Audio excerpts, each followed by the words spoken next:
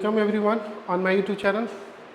देखिए, रिसेंटली क्या हुआ है कि ब्रिक्स जो है, ब्रिक्स का समिट कजान रसिया में हो रहा है और आपको बहुत ये टॉपिक बहुत ही इम्पॉर्टेंट है। और देखिए काफ़ी हंगामा मचा हुआ है, उसके पीछे दो तीन रीज़न है और कुछ कंटेक्स्ट है। उस कंटेक्स्ट में हम लोग ब्रिक्स को एक्सप्लेन करेंगे आज। देखिए मैं बताता हूँ आपको क्या है ब्रिक्स। देखिए आप ब्रिक्स को पढ़िए, तो ब्रिक्स को पढ़िए तो आप कंटेक्स्ट जो ब्रिक्स का देखो ना, आप उसमें दो कंटेक्स्ट देखो आप ब्रिक्स का। पहला कंटेक्स्ट देखिए आप ब्रिक्स का जो कंटेक्स्ट देखिए आप। पहले तो ब्रिक्स का मतलब समझ लीजिए आप क्या है ब्रिक्स। ओके, ब्रिक्स ये एक एक्रोनिम्स है। एक्रोनिम्स का मतलब ये होता है कि कुछ कुछ वर्ड्स को ग्रुप में किया गया है और उसका मतलब होता है, जैसे B4 Brazil, R4 Russia, I4 India, C4 China and S4 South Africa. ये 5 कंट्री का नाम का ब्रिक्स बना हुआ है। लेकिन रिसेंटली क्या हुआ है, मैंने बोला ना आपको कि ब्रिक्स काफ़ी हरकत में है और आप ब्रिक्स को दो कंटेक्स्ट में पढ़े। इस बार ब्रिक्स को दो कंटेक्स्ट में पढ़ने का मतलब ये है कि ब्रिक्स के दो समिट आपको इकट्ठे पढ़ना होगा। इकट्ठे पढ़ने का मतलब ये है कि जो 15th समिट है, आपका जो 15th समिट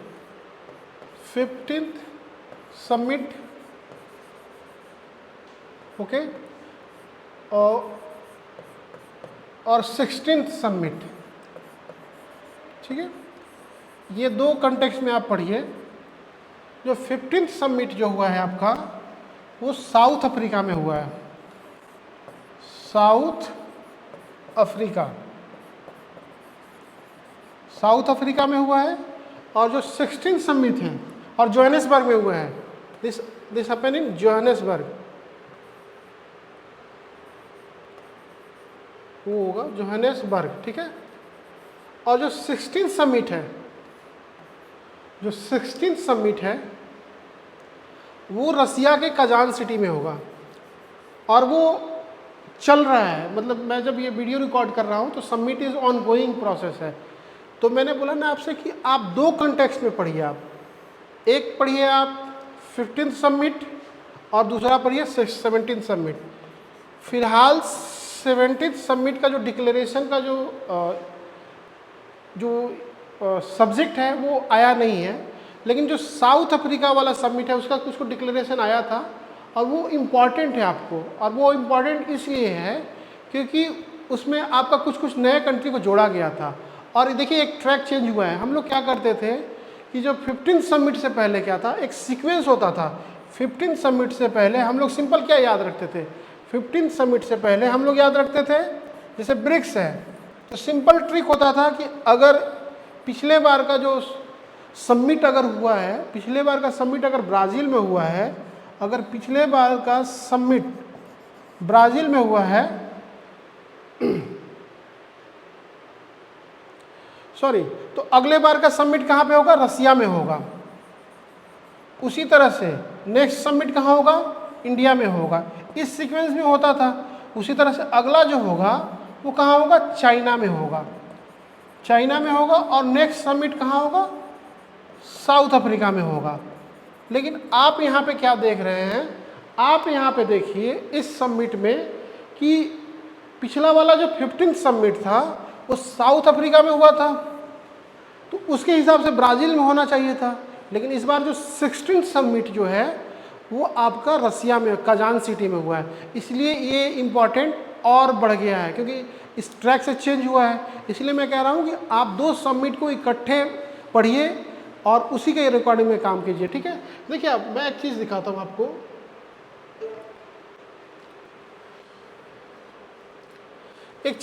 बताता हूँ आपको। किसी भी इंटरनेशनल रिलेशन में किसी भी इंटरनेशनल रिलेशन में क्या कंटेक्स्ट होता है। जैसे इंडिया का पॉलिसी है, चाणक्य नीति क्या कहता है। देखिए आप इंटरनेशनल, देखिए मैं क्या बता रहा हूँ, बैकग्राउंड बता रहा हूँ। देखिए इंटरनेशनल रिलेशन में आईआर में इंटरनेशनल रिलेशन में क्या चाणक्य नीति है। देखिए कोई भी कंट्री दो प्रिंसिपल को फॉलो करता है। जो इंडिया फॉलो करता है वो फॉलो करता है प्रिंसिपल कि no country is our friend, मतलब कोई देश आपका न दुश्मन है न दोस्त है। सिर्फ दो दोस्त है, दो कंट्री और जो मल्टीलैटरल फॉरम का बीच का जो है वो क्या है आपका, वो है आपका इंटरेस्ट, आपका कंट्री का इंटरेस्ट। जो आपका देश का जो इंटरेस्ट है वो क्या इंटरेस्ट है वो मायने रखता है। तो मैं बार बार कह रहा हूँ ना कि आईआर इंटरनेशनल रिलेशन में सिर्फ और सिर्फ चाणक्य नीति ये कहता है कि आपका देश का क्या इंटरेस्ट है वो मायने रखता है। और दूसरा जो है वो हेनरी किसिंजर का सिद्धांत है। हेनरी किसिंजर ने क्या बोला था, आप जो देख रहे हैं ना, मैं बता रहा हूँ हेनरी किसिंजर का नाम क्यों ले रहा हूँ। हेनरी किसिंजर ने क्या बोला था, हेनरी किसिंजर ने बोला था कि अगर आप अमेरिका के दुश्मन हैं तो आपके लिए बहुत खतरा है अमेरिका। अगर आप अमेरिका के दोस्त हैं तो आपके लिए वो जानलेवा है। मतलब moral of the story same है कि आपको इंटरनेशनल रिलेशन में सिर्फ और सिर्फ इंटरेस्ट की बात किया जाएगा। तो चलिए मैं एक चीज़ और बताता हूँ आपको। फॉर एग्जांपल देखिए आप क्या है कि एग्जांपल मैं तो बताता हूँ आपको कि एग्जांपल बताता हूँ। देखिए इसका ब्रिक्स का कैसे कैसे इवोल्यूशन हुआ है। जो ब्रिक्स का जो इवोल्यूशन हुआ है वो कैसे हुआ है। देखिए ब्रिक्स का इवोल्यूशन का मैं थोड़ा सा ब्रीफली बता देता हूँ, क्योंकि देखिए ब्रिक्स का जो इवोल्यूशन का पीरियड है, इवोल्यूशन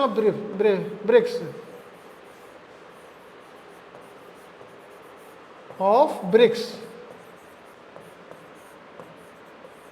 ये काफ़ी इंपॉर्टेंट है आपके लिए। इवोल्यूशन ऑफ ब्रिक्स, देखिए सिंपल स्टोरी बता रहा हूँ क्या हुआ। दो फेज देखिए आप, दो फेज देखिए क्या। पहला फेज है 1990 एक टाइम लाइन मान लीजिए आप। 1990 का टाइम लाइन अगर आप मान लेते हो तो 1990 से पहले क्या था, era of cold war. Cold war का एरा था, एरा ऑफ कोल्ड वार। इसमें क्या था, इसमें दो सुपर पावर, एक यूएसए और एक यूएसएसआर, ठीक है। मतलब यूएसएसआर नाउ रसिया, आप रसिया समझ लो, रसिया।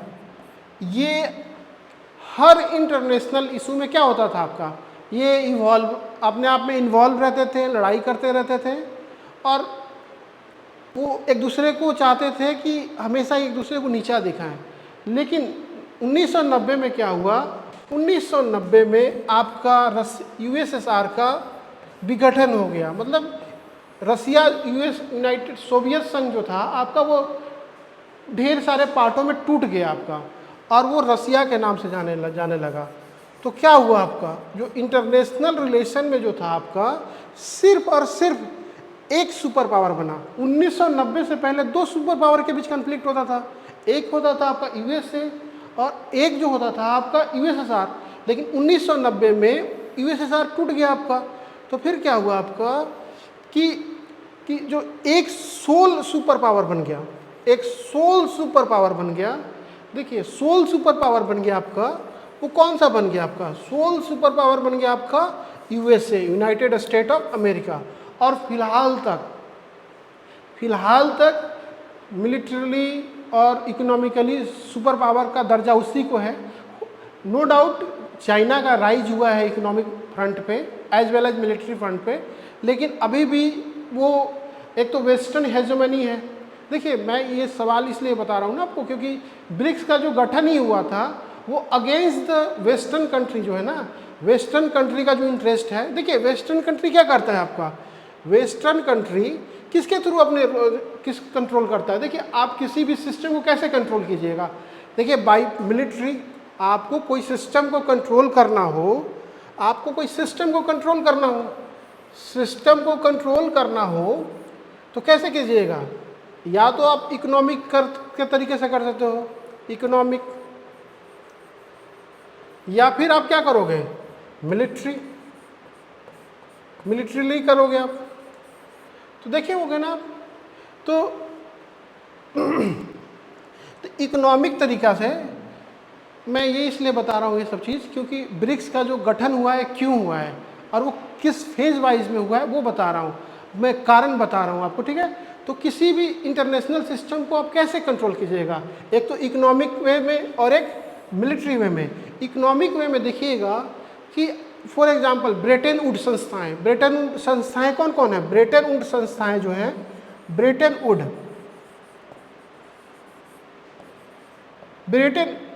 वुड जो संस्थाएं हैं वो क्या क्या हैं, IMF,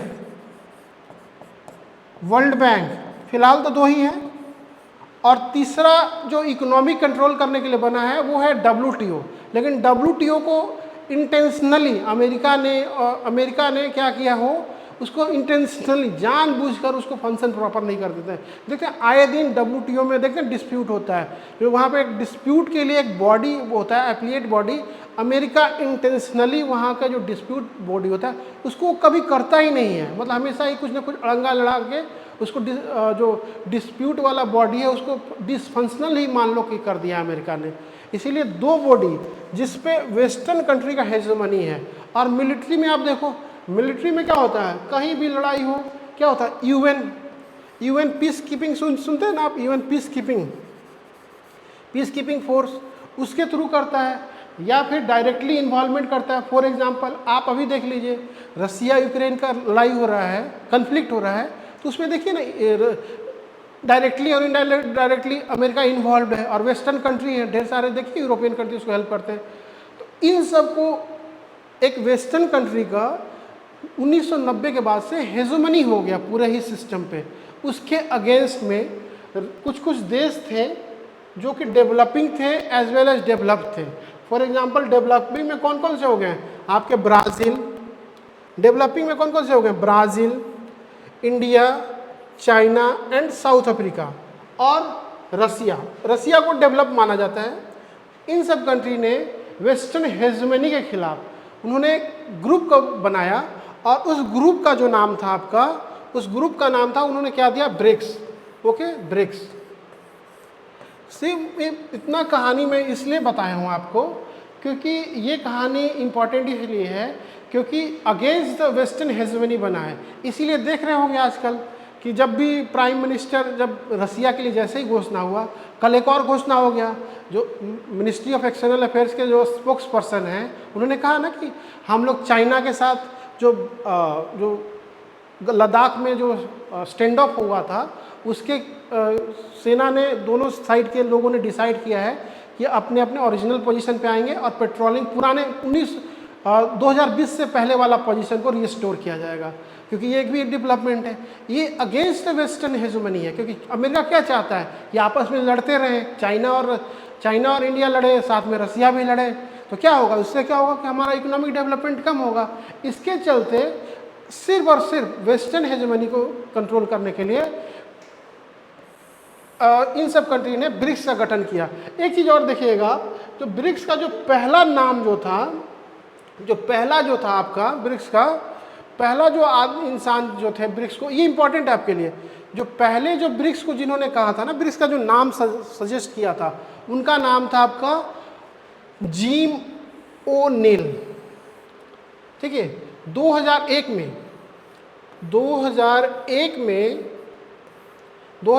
में ब्रिटिश थे, ये ब्रिटिशर्स हैं, ब्रिटिश इकोनॉमिस्ट।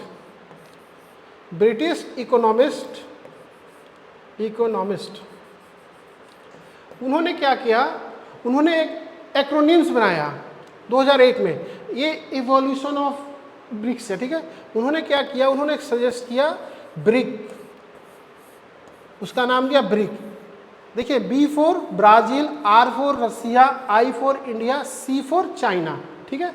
देखिए उसके बाद क्या हुआ आपका उसके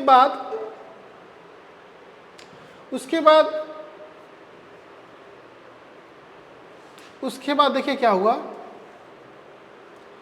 उसके बाद देखिए आप फॉर एग्जांपल देखिए मैंने क्या बोला कि 2001 में 2001 में ब्रिटिश इकोनॉमिस्ट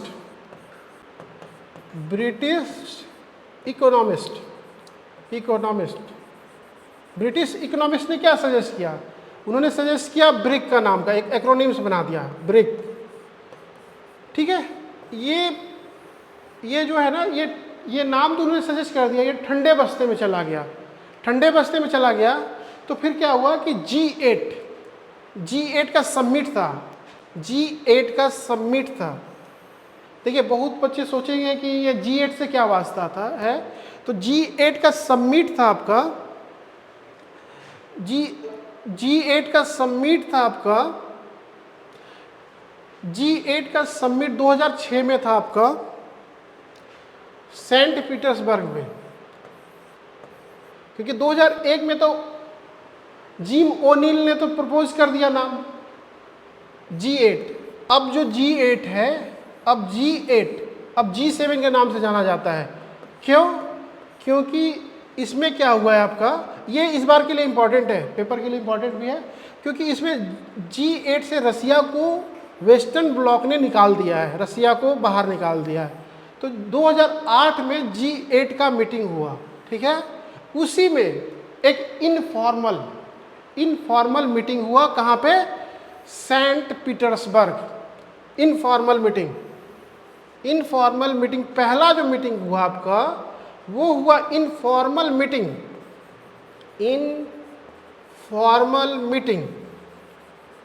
वो कहाँ हुआ? रसिया के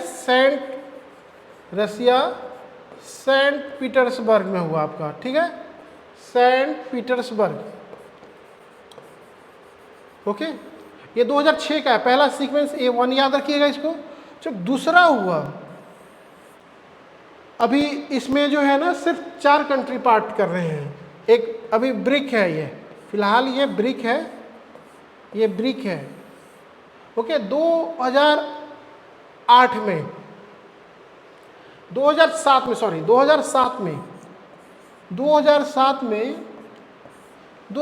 में यूएन का जनरल असेंबली का मीटिंग हो रहा था, जो कि कहाँ हो रहा था? न्यूयॉर्क में, क्योंकि न्यूयॉर्क में ही होता है हर साल। तो 2007 में यूएन का जो जनरल असेंबली का मीटिंग होता है ना न्यूयॉर्क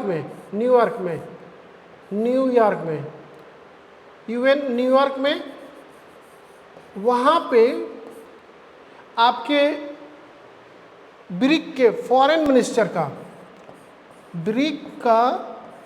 मिनिस्टर का एक फॉर्मल मीटिंग हुआ। मतलब पहला बार जो फॉर्मल मीटिंग हुआ ब्रिक का, वो न्यूयॉर्क में हुआ। और किन के बीच में हुआ? Foreign minister of BRIC, B for Brazil, R for Russia, I for India and C for China.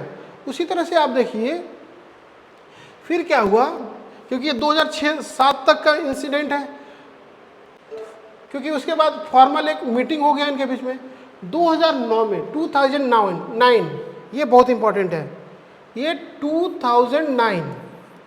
चलिए हम 6 से शुरू हुए थे, 3 साल नहीं रहा, 7 में 2009 में ब्रिक का पहला मीटिंग हुआ।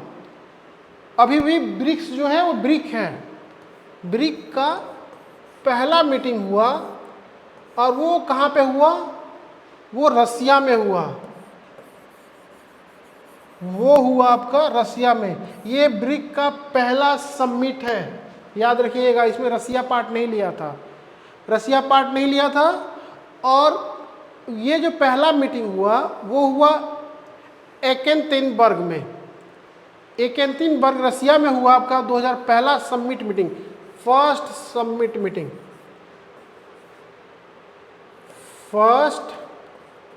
समिट मीटिंग, ठीक है,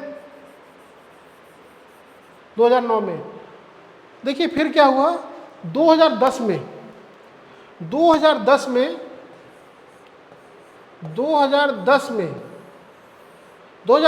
साउथ अफ्रीका को मेंबरशिप में जोड़ लिया गया। मतलब कि 2009 में जो पहला समिट हुआ था उसमें साउथ अफ्रीका पार्टिसिपेट नहीं हुआ था, तो साउथ अफ्रीका को जोड़ लिया गया था। साउथ अफ्रीका साउथ अफ्रीका को जोड़ लिया गया था, ठीक है। और जो पहला पार्टिसिपेशन था साउथ अफ्रीका वो 2011 में किया था। 2011 में फर्स्ट फुल मेंबर सबमिट होता है ना आपका, जैसे हमने किसी कंट्री को इनवाइट किया, तो जैसे इनवाइट किया तो बोला जाएगा कि अब आपको जोड़ा जाएगा, एज ए इन्विटेशन है आपको, आप आइए। मैं अभी एक एग्जांपल दे रहा हूँ कैसे, तो ठीक है। तो 2011 में चाइना में जो सबमिट हुआ था ना, उसमें South Africa as a participate करना स्टार्ट कर दिया। और जो मेंबरशिप था ना, ऐसे तो 2000 में ही उसको 10 में ही ब्रिक्स बोलना स्टार्ट हो गया था, मतलब 2009 में वो पहले वो ब्रिक था, अब ब्रिक्स होना स्टार्ट हो गया था। तो 2011 में पहला बार पार्टिसिपेट किया था साउथ अफ्रीका, ठीक है। उसके बाद देखिए आप, उसके बाद रिगार्डिंग द मेंबरशिप ही मैं एक चीज़ बता रहा हूँ आपको।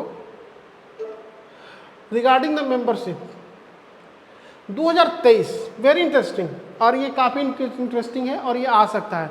जो 2023 में जो सबमिट हुआ है ना, 15 सबमिट 2023 में जो सबमिट हुआ है आपका, 2023 में जो सबमिट हुआ है साउथ अफ्रीका में जोहानिसबर्ग में, तो मैंने बोला ना पहले किसी भी कंट्री को इनवाइट किया जाता है, ये साउथ अफ्रीका का हुआ है, ठीक है।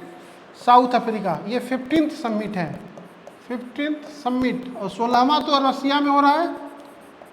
जो सबमिट में साउथ अफ्रीका में क्या किया गया, कुछ कुछ देश को इनविटेशन दिया गया, कुछ कुछ देश को इनविटेशन दिया गया, क्योंकि अब भाई, क्योंकि ये बना ही है वेस्टर्न ब्लॉक को चैलेंज करने के लिए। और after the Russia Ukraine conflict, Russia भी चाहता है कि, और चाइना भी चाहता है, और एज वेल एज इंडिया, क्योंकि इंडिया का सिंपल पॉलिसी है क्योंकि इंडिया का जब भी आप फॉरेन मिनिस्ट्री का स्टेटमेंट देखिएगा, उसमें हम लोग किस में बिलीव करते हैं, मल्टीलैटरलिज्म को प्रमोट करते हैं, मतलब कि बहुत सारे देश हो, क्योंकि एक ऐसा नहीं है ना कि एक कंट्री का हेजमनी हो जाए। तो फॉर एग्जांपल देखिए हम लोगों ने क्या किया, साउथ अफ्रीका वाले देश में जो सबमिट हुआ था ना 15 सबमिट, उसमें कुछ कुछ देश को इन्विटेशन दिया गया कि एज ए मेंबर ज्वाइन करें आप। तो उसमें जो देश को जो इन्विटेशन दिया गया उसमें दिया गया, और क्योंकि इसका जियो स्ट्रेटेजिक इम्पोर्टेंस भी बढ़ गया है। तो जियो स्ट्रेटेजिक इम्पोर्टेंस कैसे बढ़ेगा, अगर आप कोई सबमिट, आप एक ऑर्गेनाइजेशन चलाते हो तो आप क्या चाहोगे कि मेरा ग्रुप जो है पटना में भी रहे, नेपाल में भी रहे, मतलब गया में भी रहे, नेपाल नहीं जाइएगा, गया में ही रहे, मतलब डिफरेंट कंट्री में रहे आपका सबमिट। तो उन्होंने क्या किया, उन्होंने कुछ कुछ कंट्री को उन्होंने किया, उन्होंने एक कंट्री को किया इजिप्ट, ठीक है, कुछ कुछ अफ्रीकन कंट्री को किया गया, और कुछ कुछ वेस्ट एशिया कंट्री के किया गया, और एक कंट्री साउथ अमेरिका का कंट्री था। तो देखिए जो पहला कंट्री को जो इन्विटेशन दिया गया था, देखिए इन्विटेशन दिया गया था, किसको दिया गया, इजिप्ट। और दूसरा जो कंट्री था, this is country from Africa, ये अफ्रीका का कंट्री है। दूसरे को दिया गया था इथोपिया। और जो वेस्ट एशियन कंट्री थे, वेस्ट एशिया मतलब एशिया ही बोलिए, वेस्ट एशिया से जो कंट्री था वो दिया गया आपको, पहला दिया गया आपको ईरान।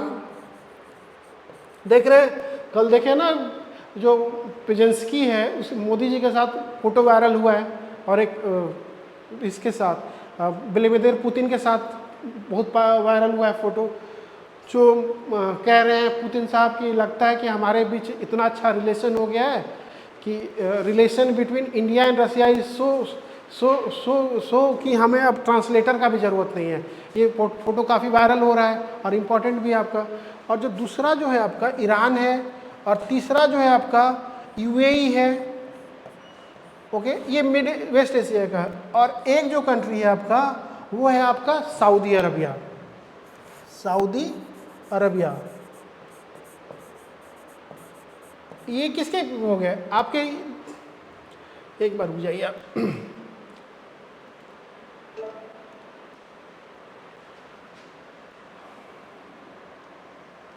चलिए हाँ, 2023 समिट था, उसमें अफ्रीका से कौन से कंट्री को बुलाया गया है, इनविटेशन दिया गया था, अफ्रीका से इनविटेशन दिया था इजिप्ट, इथोपिया, और वेस्ट एशिया से ईरान, यूएई और सऊदी अरबिया। और south American country, south American country से अर्जेंटीना। ये इनविटेशन दिया गया, ऑफिशियल इनविटेशन दिया गया कि आइए और आप लोग ज्वाइन कीजिए। ओके, ये तो हो गया आपका कहानी है। लेकिन हुआ क्या, कहा गया कि आप लोग 1 जनवरी 2024 से आपको फुल मेंबरशिप दे दिया जाएगा, कि नेक्स्ट समिट में एज ए मेंबर आप लोग पार्टिसिपेट करेंगे, ना कि एज ए इन्विटेशन। तो उसमें से एक ट्विस्ट है, और ट्विस्ट ये है कि 1 जनवरी 2024 को Egypt, Ethiopia, Iran, UAE okay ने फॉर्मल इनविटेशन एक्सेप्ट कर लिया और एज ए ज्वाइन कर लिया मेंबरशिप। 1 जनवरी में बता रहा हूँ, 1 जनवरी 2024 को एज ए फुल मेंबर उन्होंने ज्वाइन कर लिया। लेकिन सऊदी अरबिया अभी तक का न्यूज़ है, उसने इनविटेशन को डिक्लाइन नहीं किया है, लेकिन एज ए मेंबर ज्वाइन कर सकता है, लेकिन वो कंप्लीट ज्वाइन नहीं किया गया। जहाँ तहाँ दिखा रहे हैं कि वो कर लिया है, लेकिन अभी फॉर्मल न्यूज़ ये है, जो ऑफिशियल न्यूज़ ये है कि सऊदी अरबिया अभी सिर्फ इनविटेशन लेटर पे पार्टिसिपेट कर रहा है, जो 16 समिट हो रहा है। लेकिन अर्जेंटीना ने क्या किया है, अर्जेंटीना ने क्या किया है आपका, जो अर्जेंटीना है आपका, अर्जेंटीना जो है आपका, वहाँ पे एक नया प्रेसिडेंट बने अर्जेंटीना में, उनका नाम है जैवियर मिले। इंपॉर्टेंट है, जैवियर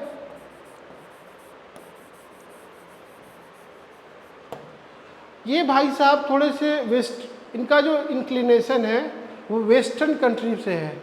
तो अर्जेंटीना ने क्या किया, उन्होंने उसको डिक्लाइन कर दिया। तो समरी ये है, समरी आपका ये है,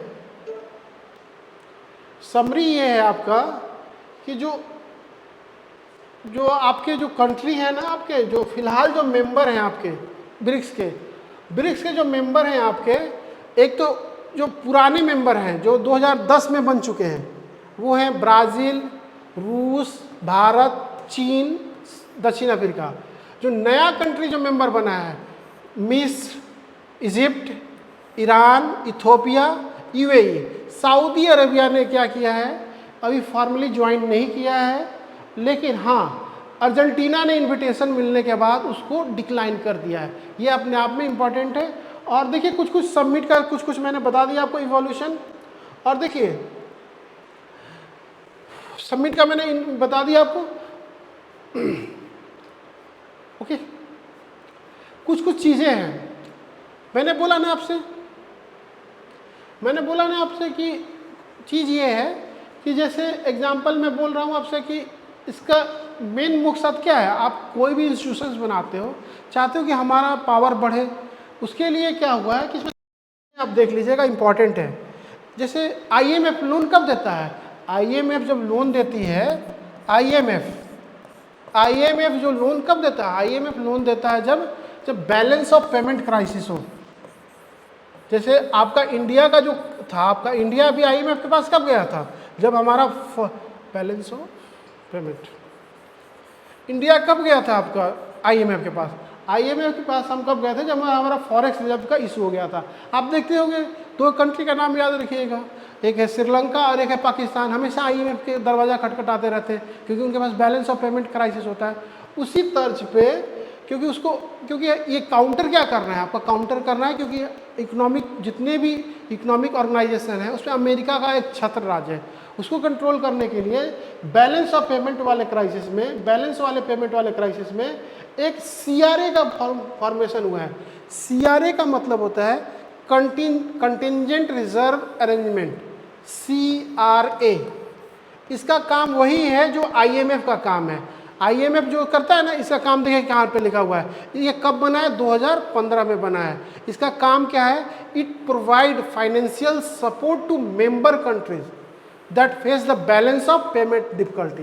मैंने बोला ना कि सीआरए में काम क्या है आपका, सीआरए का काम यही है कि बैलेंस ऑफ पेमेंट क्राइसिस हो मेंबर्स कंट्री के बीच में, तो उनको क्या करें, फाइनेंशियल सपोर्ट प्रोवाइड करें। ठीक है, एक चीज होता है जैसे एक होता है फोर्टलेजा डिक्लेरेशन होता है, ये बहुत इंपॉर्टेंट है। इसी के जितने भी एनडीबीए और सीआरए इसी के तहत बने हैं। इसीलिए एक चीज़ देखिएगा, मैं अगला करवा रहा हूँ आपको, एनडीबीए। ठीक है, एनडीबीए, एनडीबीए का फुल फॉर्म होता है, देखिए हाँ एक चीज़ और देख लीजिए आप, कुछ इसमें कंट्रीब्यूशन है। देखिए ना कि आईएमएफ जब आप पढ़ते होगे तो आईएमएफ में आप कोटा सिस्टम देखे होंगे। कोटा सिस्टम का मतलब क्या होता था कि आपका कोई कंट्री है, किसका कोटा सिस्टम कितना है। जैसे आईएमएफ देखोगे ना आप, तो भारत का जो कोटा है वो हाल फिलहाल में बढ़ाया गया है। एग्जैक्ट डाटा तो नहीं है क्योंकि पहले 2 पॉइंट समथिंग हुआ है और वो उसका रैंक कुछ ऊपर आया है, क्योंकि after the rise of India and China क्या हुआ है, लोग डिमांड कर रहे हैं कि आईएमएफ में भी रिफॉर्म किया जाए। तो आईएमएफ में जो कोटा सिस्टम है उसके आगे उसमें भी चेंज करने का बात चल रहा है आपका, आईएमएफ में हुआ है। और दूसरी तरह से आईएमएफ को काउंटर करने के लिए सीआर का हुआ। सीआर में जो कैपिटल कंट्रीब्यूशन है, तो आप देखिए यहाँ पे सीआर में जो कैपिटल कंट्रीब्यूशन है, चाइना का इतना है, ब्राज़ील का है, इंडिया का $18 बिलियन है। और ये वोटिंग राइट्स है, जैसे आईएमएफ में भी वोटिंग राइट्स होता है, इस तरह से यहाँ पे भी वोटिंग राइट्स है। मतलब आईएमएफ के तर्ज पे, आईएमएफ के काउंटर करने के लिए यहाँ पे क्या बना है, सीआरए। ठीक है, सीआरए। उसी तरह से देखिए आप, उसी तरह से नेक्स्ट देखो आप, नेक्स्ट देखोगे आप, नेक्स्ट क्या है आपका, new development bank, very important, new development bank, new development bank, new development bank. New development bank कब बना है, ये बना है 2015 में बना है, स्टार्ट हुआ है किस डिक्लेरेशन के बाद, मैंने बोला ना ये डिक्लेरेशन जो है वो इम्पॉर्टेंट है। ये एनडीबीए का जो डिक्लेरेशन है वो फोर्टलेजा डिक्लेरेशन है। ठीक है, फोर्टलेजा डिक्लेरेशन के बाद बना है आपका। ठीक है, उसके बाद देखिए आप, क्योंकि इस और याद रखिएगा इसका हेड क्वार्टर कहाँ है, हेड क्वार्टर जो है इसका संघाई में है, संघाई में है। ओके, और इसका काम क्या है, जैसे वर्ल्ड बैंक क्या करती है, वर्ल्ड बैंक सॉफ्ट लोन देती है और आईएमएफ हार्ड लोन देती है बैलेंस ऑफ पेमेंट क्राइसिस में। उसी तरह से एनडीबीए जो है आपका क्या काम करेगा, सॉफ्ट लोन देगा। सॉफ्ट लोन क्या देगा, जैसे आपके यहाँ कोई प्रोजेक्ट चल रहा है तो उस प्रोजेक्ट में वो सॉफ्ट लोन देगा और आपके, मैंने बोला ना कि इसका काम ही यही है, आपको काउंटर करना है। क्योंकि जैसे मैंने बोला कि वर्ल्ड बैंक, आईएमएफ जैसे मल्टीलैटरल इंस्टीट्यूट पे और यूएन पे अमेरिका का एक छत्र राज है, उसको काउंटर करने के लिए ब्रिक्स बना है। ओके, कुछ इसकी समस्याएं हैं जो मेंस के टाइम में जब करोगे ना तो वो समस्याएं बता दूंगा आपको। नेक्स्ट देखिए आप,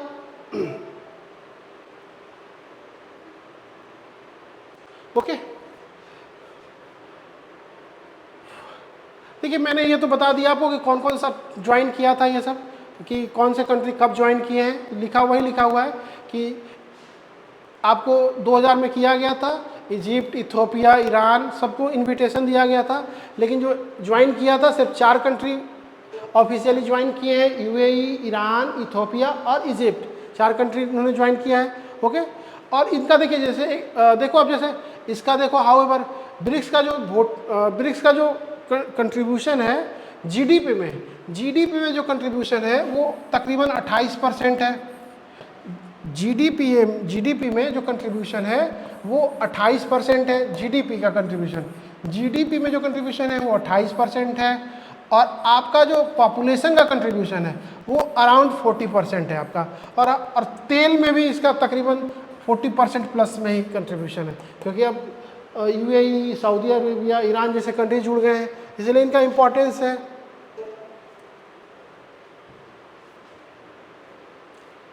ओके, एक्सपेंशन।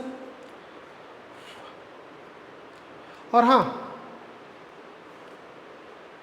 काम का चीज़ है हमारे पास, काम का चीज़ जो है वो ये है, काम का चीज़ है कि इंडिया ब्रिक्स में कब कब पार्टिसिपेट किया है, ये है इंडिया जो पार्टिसिपेट किया है। इंडिया के देखिए, इंडिया जो host not participate, India participate तो फाउंडिंग मेंबर है तो करेगा ही करेगा। इंडिया जो है ब्रिक्स को, ये इंपॉर्टेंट है क्योंकि जो भी होता है ब्रिक्स को 3 बार होस्ट कर चुका है, 3 बार होस्ट कर चुका है इंडिया। होस्ट ब्रिक्स 3 टाइम, ठीक है। 2 बार फिजिकल समिट हुआ है। कब कब हुआ है आपका? 2012 और 16 में। 2012 और 16 में क्या हुआ है आपका? 2016 में तो गोवा में हुआ था आपका, फिजिकल होस्ट हुआ है। और जो 2021 में जो होस्ट किया है ना इंडिया, 3 बार होस्ट किया है, वो होस्ट किया है आपका वर्चुअल पे कर किया है। मतलब सिंपली वो वहाँ पे ऑनलाइन जुड़ गए हैं नेता लोग। और देखिए एक लास्ट करूँगा इसमें,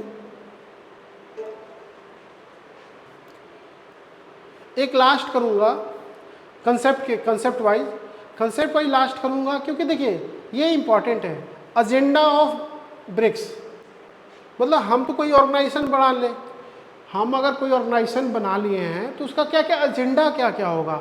एजेंडा ऑफ द ब्रिक्स क्या है? देखिए कोई भी मल्टीलैटरल ऑर्गेनाइजेशन बनता है आपका, कोई भी मल्टीलैटरल ऑर्गेनाइजेशन, क्योंकि हमारा इंटरेस्ट क्या होना चाहिए? कन्वर्ज होना चाहिए। देखिएगा इंटरेस्ट कन्वर्ज होना चाहिए। तो जैसे आप यहाँ पे इंटरेस्ट कन्वर्ज किस में होगा? फॉर एग्जांपल टेररिज्म पे होगा, ठीक है, क्लाइमेट चेंज पे होगा, फूड एनर्जी सिक्योरिटी पे होगा, international economic and financial situation पे होगा आपका। दीज आर द एजेंडा जो जिसके बेसिस पे किया जाएगा। और एक चीज़ देखिए ना आप यहाँ पे, मैंने क्या बोला आपको कि इसका एजेंडा क्या क्या है? International terrorism, climate change, food and energy security, international economic and financial situation. मतलब ये सब कन्वर्ट, कोई भी आप मेंस में जब भी आंसर लिखें तो these are the common thing. अगर आपको किसी देश के लिए गुड लिखना है, फॉर एग्जांपल आपको लिखना है कि इंडिया और चाइना के रिलेशन के बारे में लिखना है, तो इंडिया और चाइना किस किस पे कर सकते हैं? टेररिज्म पे आ सकते हैं, क्लाइमेट चेंज पे आ सकते हैं, किस और रिफॉर्म इन ब्रेटन वुड्स बोला ना, जैसे बोला कि IMF और WB का इक्विवेलेंट क्या बना है? IMF और इक्विवेलेंट, IMF और वर्ल्ड बैंक 2 बने हैं। IMF और वर्ल्ड बैंक के इक्विवेलेंट कौन कौन सा चीज़ बना है? IMF का इक्विवेलेंट बना है आपका CRA, और वर्ल्ड बैंक के लिए क्या बना है? NDB। ये सब आपके लिए इंपॉर्टेंट हो गया। ओके,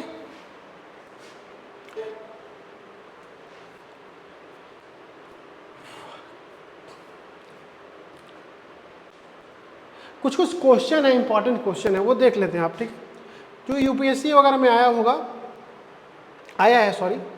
देखिए, who is the first president of the NDB bank? ये इंपॉर्टेंट है। इसका आंसर है मिस्टर KB कामत। इसका आंसर है मिस्टर KB कामत, और ये 2005 से लेकर 2020 तक में रहे हैं आपको, ठीक है। और एक और चीज़ है, एक और क्वेश्चन है, how many times India has hosted the BRICS? अभी बताया ना आपको, हम लोग 2012, 16 और 21, मतलब हम लोग 3 बार हम लोग होस्ट कर चुके हैं, 3 बार हम लोग कर चुके हैं, 3 बार। ओके, ये भी मैंने बता दिया आपको। और जो UPSC में जो क्वेश्चन आया था वो आया था आपका ये,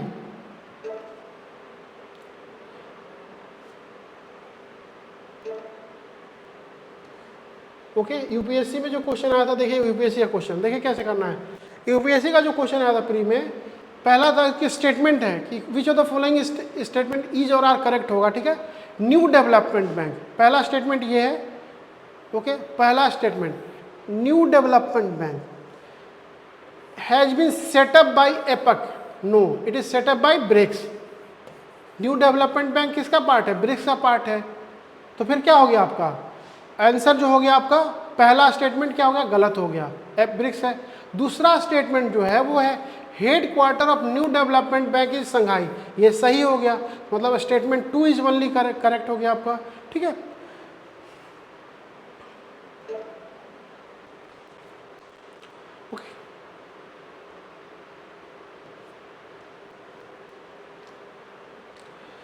ओके, देखिए आप, ब्रिक्स काफ़ी इंपॉर्टेंट है क्योंकि मैंने बताया भी था आपको, कुछ ऑर्गेनाइजेशन होते हैं, इंटरनेशनल सबमिट होता है या ऑर्गेनाइजेशन होता है, तो काफ़ी इंपॉर्टेंट है। तो इसी तरह से ब्रिक्स का जो 15th और 16th समिट है, अभी 16th समिट का पूरा क्या क्या चीज़ें हुआ है वो नहीं आया है, मतलब डिक्लेरेशन नहीं आया है, कजान डिक्लेरेशन।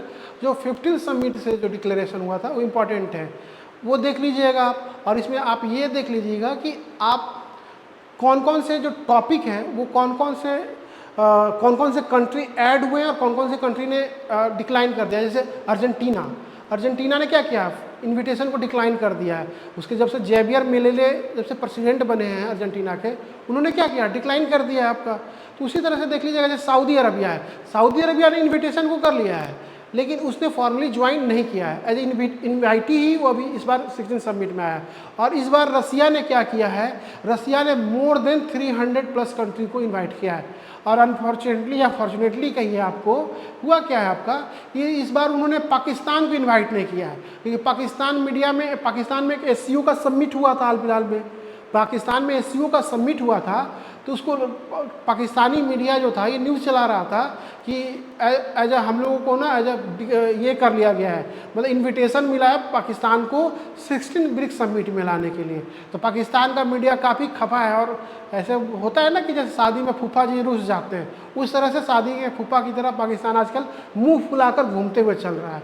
चलिए, थैंक यू। इसी बात पे मैं ये बोलूँगा, और इस वीडियो को जरूर देखिएगा क्योंकि एक आध क्वेश्चन आ जाएगा, और ये इंटरनेशनल रिलेशन के लिए काफ़ी इंपॉर्टेंट है आपका ये चैप्टर और टॉपिक। और मिलते हैं नेक्स्ट वीडियो में। Thank you.